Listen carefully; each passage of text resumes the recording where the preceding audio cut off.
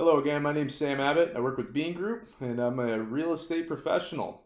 I do this every day, all day. And hey, so I'm just taking some time to answer some questions about myself and things to think about for you if you're hiring a real estate agent and questions that you should ask them.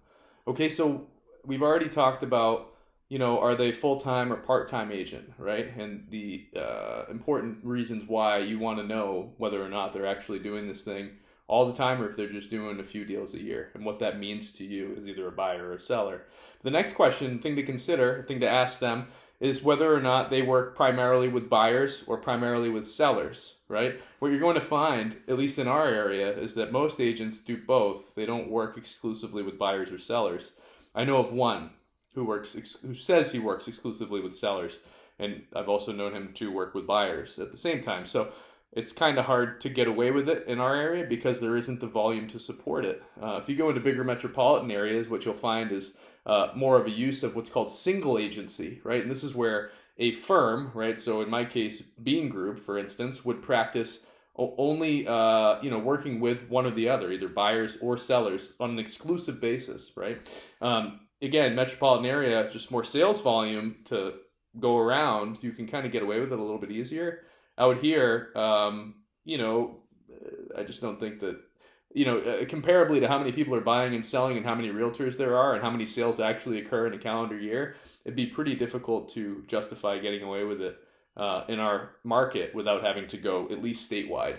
I would venture to say. But in any case, irrespective of that, agents still primarily work with one or the other. It tends to be. There's usually like a semi-balance, but usually leans more toward one side or the other.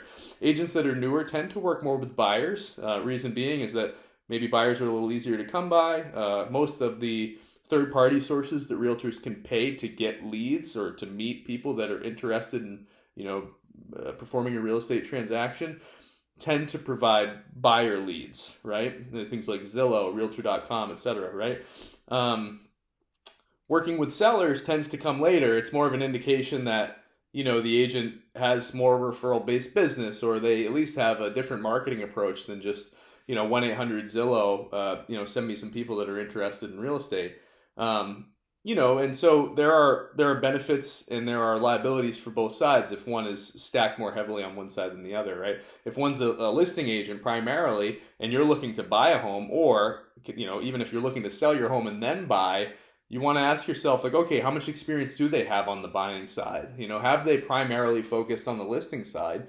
And if so, what's their track record look like with buyers? Have they been able to get buyers, successfully through purchases, and favorably as well, right? Especially in the way the market is now and has been lately, it's difficult to buy a home, right? And so you want the agent to do more than just set up an email alert so that you get a notification every time a house comes on the market. You want them to be out looking for your home, and also you want them to be effective in the offering process so that you can get your offer selected over others, right? So that you can be competitive, and also through the transaction, right? It's a different experience. It's frankly a few more things to juggle on the buyer side, right? You're responsible for inspections. You're responsible for financing.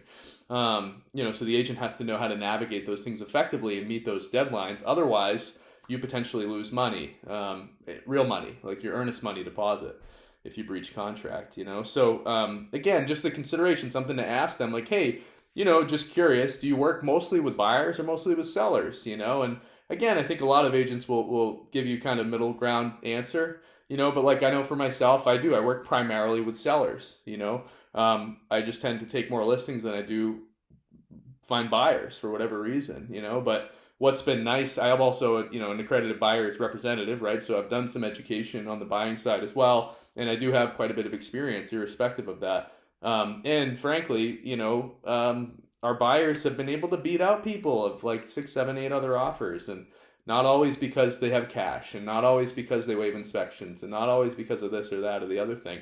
And so we have strategies there that we're able to implement, but yeah, candidly, I do. I work mostly with sellers. It's just where I feel more comfortable, and frankly, a little bit better use of my time. It's a lot of time invested with buyers, driving around just, opening doors and looking at homes, and particularly with the way the market has been lately, really difficult to buy, So just something to think about, something to ask them, do you work more with buyers or sellers, etc. It'll inform your decision-making process around who you want to work with, depending on what it is that you're trying to do. Okay, thank you.